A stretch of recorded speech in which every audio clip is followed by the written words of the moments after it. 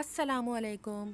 आज मैं आपके लिए गर्मियों के लिए बहुत ही ज़बरदस्त रबड़ी फ़ालूदा की रेसिपी लेकर आई हूँ। तो आइए शुरू करते हैं।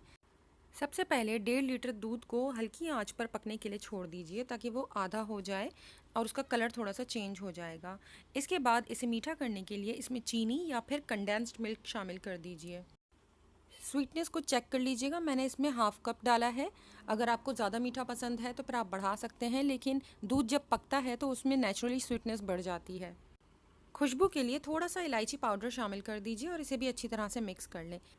एक बाउल में 1 खाने का चम्मच कॉर्नफ्लावर पानी के साथ घोल लीजिए और फिर इसे दूध में शामिल कर दें। दूध में शामिल करते वक्त मुस्तकिल चमचा चलाते रहें वरना गुठलियाँ पड़ सकती हैं। ज़्यादा गाढ़ा मत कीजिएगा क्योंकि जब हम इसे फ्रिज में ठंडा होने के लिए रखेंगे तो ये मज़ीद गाढ़ा हो जाएगा। चूल्हे से हटाकर इसमें चंद कतरे केवड़ा एसेंस और आधा कप खोया शामिल कर दें और अच्छी तरह से मिक्स कर लें। फिर इसे ठंडा करने के लिए फ्रिज में रख दीजिए। एक पैकेट स्ट्रॉबेरी क्रिस्टल जेली लेकर मैंने इसे पैकेट पर मेंशन तरीके के ज़रिए से पका लिया है और एक प्लेट में निकाल कर इसे फ्रिज में ठंडा होने के लिए छोड़ दिया है।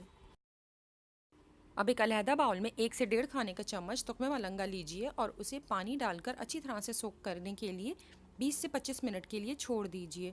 ठंडा पानी इस्तेमाल मत कीजिएगा, ये थोड़ी ही देर में बहुत अच्छी तरह से फूल जाएंगे।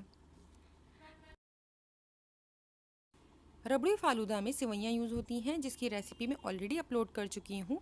इसकी रेसिपी लिंक मैं डिस्क्रिप्शन बॉक्स में मेंशन कर दूँगी, आप प्लीज़ चेक कर लीजिएगा। सेवइयाँ तैयार होने के बाद इसे ठंडे पानी में ही भिगो कर रखें। इस रबड़ी फालूदा में मैं कुल्फ़ी का इस्तेमाल भी कर रही हूँ जिसकी रेसिपी मैं ऑलरेडी अपलोड कर चुकी हूँ। इसकी भी लिंक आपको डिस्क्रिप्शन बॉक्स से मिल जाएगी, प्लीज़ चेक कर लीजिएगा। कुल्फ़ी को हमें छोटे पीसेज में कट कर लेना है। अब इसे असेंबल करने के लिए ग्लास में सबसे पहले सेवइयाँ शामिल करें। इसके ऊपर बर्फ़ का चूरा डाल सकते हैं, लेकिन मेरी तमाम चीज़ें बहुत ठंडी हैं। अगर आपको डालना हो तो इस स्टेज पर इसमें तुख्मे मलंगा से पहले बर्फ़ डाल दें। इसके बाद भीगे हुए तुख्मे मलंगा की एक लेयर लगाएं। इसके ऊपर रबड़ी वाला दूध जो हमने तैयार किया है और जो बहुत ठंडा होना चाहिए वो शामिल कर दीजिए।